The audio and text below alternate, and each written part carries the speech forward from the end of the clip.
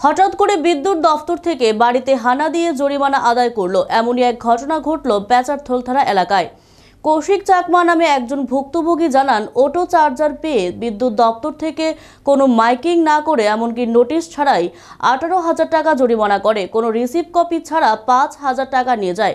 বিদ্যুৎ দপ্তরে এর কারণ জানতে চায় ক্ষুব্ধ বাড়ির মালিক। কৌশিক চাকমা বলেন, কোনো কিছু না জানিয়ে প্রশাসনিক সহ বিদ্যুৎ দপ্তরের লোক বাড়িতে গিয়ে তল্লাশি চালাতে থাকে এবং অটো চার্জার খুঁজে পেয়ে বিলের কাগজ দেখতে চায়। কথা মতো বাড়ির মালিক বিলের কাগজ দেখায়। বিদ্যুৎ দপ্তরের কর্মী জানায়, আপনার ডোমেস্টিক লাইন এতে অটো চার্জ দেওয়াতে 18,000 টাকা জরিমানা ধার্য করা হয়েছে। বাড়ির মালিক কৌশিক চাকমা জানতে চান, কেন এই জরিমানা দেবে? ওরা তো সবসময় বিল দিয়ে যাচ্ছে। এর আগে তো এমন কোনো নোটিশ জারি করা হয়নি যে অটো চার্জ ডোমেস্টিক লাইনে দেওয়া যাবে না। অটো চার্জ করার জন্য বাণিজ্যিক লাইন থাকতে হবে। কৌশিক চাকমা জানতে চায়, শুধুমাত্র এই এলাকায় বেছে বেছে কেন 3 জনের বাড়িতে তল্লাশি চালানো হয়েছে? অনেকের বাড়িতে মহিন্দ্রা অটো, টমটম এবং অন্যান্য গাড়ি রয়েছে। বিদ্যুৎ দপ্তর কিভাবে জানতে পেরেছে ওদের বাড়িতে অটো চার্জার রয়েছে? অন্যদের বাড়িতে কেন তল্লাশি চালানো হয়নি? কোনো বিজ্ঞপ্তি জনসাধারণের কাছে প্রচার না করে মর্জি মাফিক জরিমানা আদায়ের প্রশ্নে পেচারতল বিদ্যুৎ বিভাগের বিরুদ্ধে অটো চালকদের সম্মিলিত আন্দোলন শুরু হতে যাচ্ছে। কৌশিক চাকমা, উত্তর ধনীচরা। গতকালকে না পরে 12 তারিখে হঠাৎ করে 1টা নাগাদ আমার বাড়িতে আইসে এরা আমার থেকে ইলেকট্রিক বিলের কাগজ খুঁজছে। প্রথমে কাগজ খুঁজার পরে তারপরে কি কয়, আমি দিছি পরে তোর এটা তো ডোমেস্টিক লাইনে না, এটা দিয়ে আপনার ফাইন করা হইব। তা আমরা কেমনে ফাইন স্যার? আপনার তো ডোমেস্টিক লাইন, তোমার তো কমার্শিয়াল হয়েছে না তোমার এটা লাইনটা। তো তারপরে আমার কেমনে তাহলে কিটা করেন স্যার? আমি তো কোনো খুব ইউজ করি না। তা আমার বাড়িটা ঘুরলো, দেখলো যে বাড়িটা সব দেখেছে এরা, না স্যার ক্লিয়ার আছে, তার কোনো খুব নাই। আচ্ছা ঠিক আছে, তবু তোমার ফাইন করা হইব। কত স্যার? 18,000 টাকা। না স্যার কিটা করান?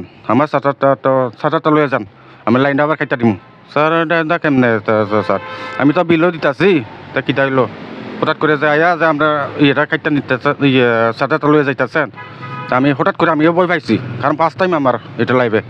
তারপরে আমার থেকে কইল আমি 5 টাকা দিছি, দিয়েছে এরা, ঠিক আছে হইব, রিসিভ কপিও দিছে না। তারপরে আমি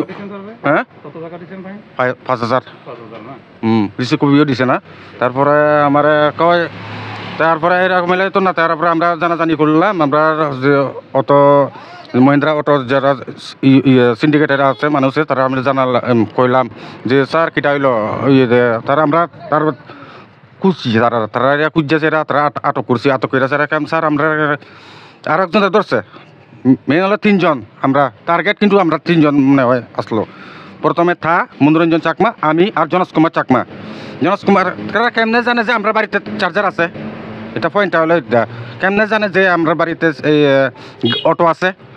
আয়া স্যার আমরা বাড়িতে একটা, এটা তার বাড়িতে শেষ না হইয়া আমার বাড়িতে কেমনে যে আয়া পড়লো। তারপরে আস্তা গ্রামটা ঘুরেছে এরা, জনস কুমার বাড়িতে কেমনে জানে তার বাড়িতে অটো আছে? তারা অন্য সাইডে যারা গাড়ি আছে, অটো টুকটুক যা কিছু আছে, তার বাড়িতে গেল না। খালি আমরা বাড়িতে 3 জনের বাড়িতে নি খালি চিনে।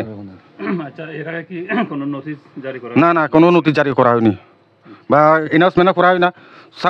ইলেকট্রিক ডিপার্টমেন্টে কোনো এনাউন্স করলে এসটি যতদিন গাড়ি আছে, মহিন্দ্রা গাড়ি আছে, তার কমার্শিয়াল ইলেকট্রিক বোর্ড লাগবে বা লাগবে, এটা তো কোনো কথা হয়েছে না। আমি তো চাই সুস্থ বিচারক, প্রশাসন লগে আসলো, প্রশাসন কি আর উইদাউট তারা আমার কোনো পারমিশন ছাড়া, ডিএম পারমিশন ছাড়া তারা কেমনে আমার বাড়িতে আইয়া ঢুককে চাইরা তারা আমরা বাড়িতে এবার পুলিশ উঠানে। আমি অফিসার লোকে কথা কইতে সময় তারা ইলেকট্রিক ডিপার্টমেন্ট আমার বাড়িতে কেমনে ঢুকলো, এটা একটা প্রশ্ন আছে। কি কারণে ঢুকলো, কত পাওয়ার আসলো তারা? আমি কি চুরি করি না ডাকাতি করি? আমার গ্রামে জিজ্ঞাসা করলে তো না আমার কোনো ব্যাড রেকর্ড আছে, থানায় দিকে দেখলে তো বুঝন যায় আমার কোনো ব্যাড রেকর্ড আছে না, আমার কেস আছে। আমার বাড়িতে গিয়া যে চার্জার খুঁজে বার করে তারা তো কোন অধিকারে মাত দিতেন দেখছেন জনস কুমার চাকমা তার বাড়িতে গিয়েছে, তার কিন্তু কয়েকদিন আগে এক মাস আগে তার প্যারালাইসিস স্ট্রোক করছে, মিনি স্ট্রোক করছে, তারপরে তার মাপ করাইলো। এটা কি সংবিচার হইলো না কিটা কি আমি তো বুঝতে পারলাম না। নিজস্ব প্রতিনিধি রিপোর্ট, এশিয়ান টাইমস।